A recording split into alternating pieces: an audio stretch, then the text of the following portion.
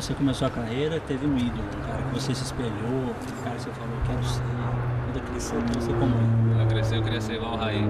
Esse era o cara que, na minha época, que eu tava desenvolvendo, né, como jogador, tudo, o Raí era o grande nome de São Paulo. 92, 93, não sei se ele foi embora em 93, mas era a época que o São Paulo foi campeão da Libertadores, campeão mundial, aquele gol de falta contra o Barcelona, histórico, e pô, corria atrás do Raí nos corredores do Morumbi para pedir autógrafo. Excelente jogador, um cara com excelente caráter, então para mim foi um grande... Eu queria ser, quando eu crescer, eu quero ser igual ao Raí. Aquela falta do Raí no Mundial, 70% mérito do Tele, né? Foi lá e falou, vai treinar, vai fazer aquilo, aí foi lá e fez. Todo mundo que trabalhou com o Tele fala isso, né? Que ele era chato nesse aspecto, mas que no final você via resultado.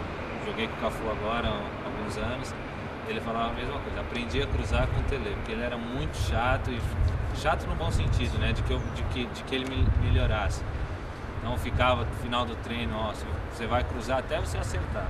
E aí ficava no final do treino cruzando, e o Cafu se tornou um dos maiores laterais do mundo, com certeza. O que os 2 gols contra o Botafogo na final significaram para a sua carreira, o seu futuro ali, naquele momento que você sentiu que a sua vida estava mudando em função daquele fato? Ali mudou completamente, né? Ali, depois daqueles 2 gols, minha carreira teve um salto. Então, eu de desconhecido, numa noite eu me tornei uma pessoa conhecida para o Brasil inteiro, todo mundo sabia no outro dia quem eu era, o que eu tinha feito. Então o futebol cria um pouco essa... É uma coisa muito estranha, porque no outro dia você se torna um conhecido para todo mundo, uma pessoa que você nunca viu. E aí aos poucos, claro, vai acostumando, vai se tornando uma coisa mais normal. Mas aqueles 2 gols me abriram, assim, me deu um salto na carreira dessa forma. E posso dizer que foi um momento histórico para mim no São Paulo. O São Paulo nunca tinha conquistado o torneio do São Paulo. Gostaria de ter conquistado outras coisas do São Paulo, mas por vários motivos e eventualidades não conquistei. Mas fica Tá em tempo, né? Tá em tempo, tem muito tempo ainda para conquistar muita coisa do São Paulo. Beleza. Você teve um sério problema de saúde antes de explodir como jogador de São Paulo e tal. Você imaginava que depois de passar por tudo aquilo, você seria o melhor jogador do mundo? Na verdade, eu nunca pensei, né, cara, assim, o meu sonho era me tornar um jogador profissional de São Paulo e jogar com a seleção. Esse era o meu sonho. Eu quero virar um jogador de São Paulo e jogar um dia com a seleção brasileira. Eles vão ver. E depois as coisas foram acontecendo. Tive esse acidente com 18 anos e depois disso fiquei 3 meses parado. Depois disso eu já vim pro profissional. Estava nos juniores, durante a Taça São Paulo. Por não ser titular na taça, o pessoal do profissional pediram alguns jogadores dos juniores e o treinador falou, olha, alguns titulares eu não vou poder mandar, mandou alguns titulares eu mando misturado com algumas reservas. E entre esses eu estava no meio, subi profissional e depois nunca mais voltei para os juniores. Então é uma coisa, são coisas que acontecem na carreira, mas não acho ruim não de ter conquistado. Imagina. Desse tempo que você está jogando bola, qual foi o seu marcador mais violento, aquele que mais te incomodou em campo? Eu nunca tive um marcador assim violento. Tive alguns, tem um que eu joguei, que jogava no Schalke, recentemente estava no Sevilha, que é o Poulsen, um dinamarquês, que é chato, que ficava o tempo inteiro pisando no pé durante o jogo, puxando a camisa e provocando. Assim, sabe, não é violento, não é maldoso, mas é chato, fica fazendo coisinha em campo.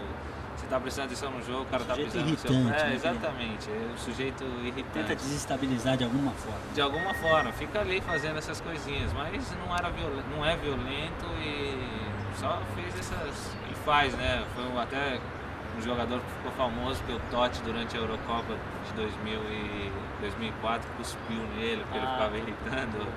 Então, ficou até famoso por isso. Para você, quais aspectos que você entende que o São Paulo tenha se tornado referência mundial para ter essa visibilidade?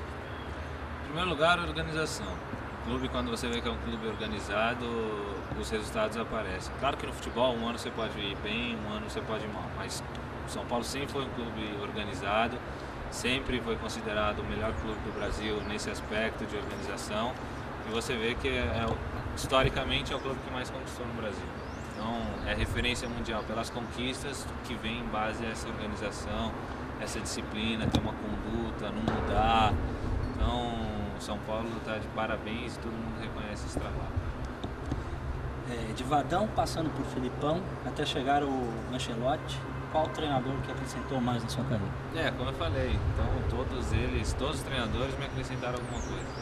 Então, aqueles que me fizeram jogar, aqueles que não me fizeram jogar. Teve um que de repente mandou uma frase para você falou, puxa, é isso? Não, todos na verdade. Então sempre tem aquele que não, como eu falei antes, que não me colocava para jogar e falava, ó, não te coloco para jogar porque você não sabe marcar. Então me esforçava para aprender a marcar, então foi um treinador fundamental na minha carreira. Ou aqueles que me colocavam para jogar, que me ensinaram alguma coisa, o Filipão que me levou para a Copa, tinha 20 anos apostou, né? Falou, vou levar, vou ver como é que é, e apostou. Então, todos os treinadores, o Ancelotti fazem 5 anos que eu trabalho com ele, ganhei a maioria dos prêmios e dos títulos que eu ganhei foi com ele, então é um treinador que, para mim, tem acrescentado bastante. Vamos dizer assim que você é a essência perfeita da frase que diz, quanto mais eu trabalho, mais sorte eu tenho. É perfeito isso aí. Eu acho que nada, costumo falar isso pro meu irmão, que nada substitui o trabalho. Não pode inventar fórmulas e qualquer tipo de coisa, mas nada substitui o trabalho. Então, realmente essa frase aí é perfeita. Eu acho que preparação é fundamental em todas as áreas da vida. Se você está preparado, você só se prepara fazendo o trabalho. Perfeito. Alguém mais quer fazer alguma pergunta? Ricardo Rocha quer fazer uma pergunta para o Kaká. É uma pergunta fantástica. Vamos lá, então. Pô, Kaká, como torcedor, a gente fica vendo jornalista entrevistando o jogador e eu tenho a impressão que você passa 10, 15 anos da sua vida respondendo as mesmas perguntas, né? Então eu queria saber de você qual que é a pergunta que nunca te fizeram e que você sempre quis responder. Já me fizeram essa pergunta, né? Eu nunca tive. Já fizeram isso contigo? Você não acha muito repetitiva essa história das perguntas? Eu acho que é repetitivo. O problema é que mudam o momento e a situação, né? Então por isso eles fazem a mesma pergunta. O que você acha do próximo jogo? Hoje o São Paulo joga com o Náutico. Domingo contra o Palmeiras.